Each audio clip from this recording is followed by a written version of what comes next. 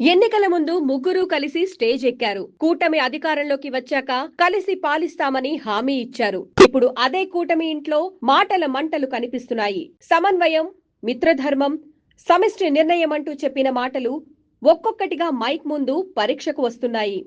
Governor కోటాలో 2 MLC స్థానాలు టీడీపీకే దక్కేలా నిర్ణయం జరిగిందన్న ప్రచారం జనసేన, బీజేపీ వర్గాల్లో అసంతృప్తికి కారణమవుతోంది. దీనికి తోడు జనసేన నేతల వరుస వ్యాఖ్యలు పరిస్థితిని మరింత వేడెక్కిస్తున్నాయి. మంత్రి నాదెండ్ల మనోహర్ మా బలం ఏమిటో నిరూపించుకుంటాం అనడంతో కూటమి ఇంట్లో ఎవరి బలం ఎంత అన్న కొత్త లెక్కలు మొదలయ్యాయి. జనసేనకు సీట్లు తక్కువ కావచ్చు, టీడీపీ పెద్ద భాగస్వామి కావచ్చు, కానీ పొత్తు అంటే పెద్దోడు చెప్పింది చిన్నోడు వినడం కాదన్న భావన జనసేనలో బలపడుతోంది. Tadepalligudem MLA Bolisetti Srinivas, Kakinada rural MLA Pantham Nanaji వ్యాఖ్యలు కూడా ఇదే చర్చకు ఆజ్యం పోశాయి.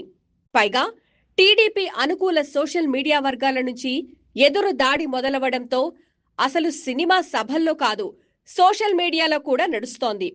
రాజకీయ నేతలు మాట్లాడితే అది వ్యాఖ్య, కార్యకర్తలు మొదలు పెడితే అది యుద్ధం. అదే ఇప్పుడు కూటమికి అసలు టెన్షన్ గా మారుతోంది.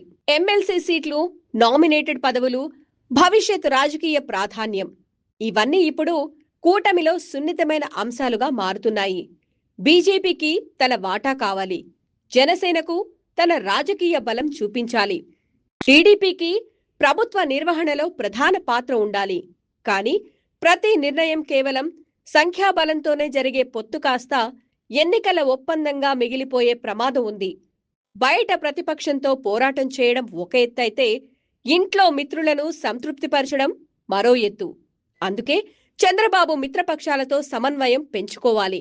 పవన్ కళ్యాణ్ తన పార్టీ నేతలకు సంయమనం సూచించాలి. బీజేపీ కూడా అభ్యంతరాలను చర్చల బల్లపైనే పెట్టాలి. లేదంటే ఇప్పటి వరకు వినిపిస్తున్న చిన్న చిన్న స్వరాలు రేపు కూటమి కలహాల గానంగా మారే ప్రమాదం కనిపిస్తోంది. బయట ప్రతిపక్షంతో పోరాటం చేయడం ఒక ఎత్తైతే ఇంట్లో మిత్రులను సంతృప్తిపరచడం మరో ఎత్తు. అందుకే చంద్రబాబు మిత్రపక్షాలతో సమన్వయం పెంచుకోవాలి. పవన్ కళ్యాణ్ తన పార్టీ నేతలకు సంయమనం సూచించాలి.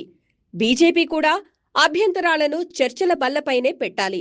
లేదంటే ఇప్పటి వరకు వినిపిస్తున్న చిన్న చిన్న స్వరాలు రేపు కూటమి కలహాల గానంగా మారే ప్రమాదం కనిపిస్తోంది.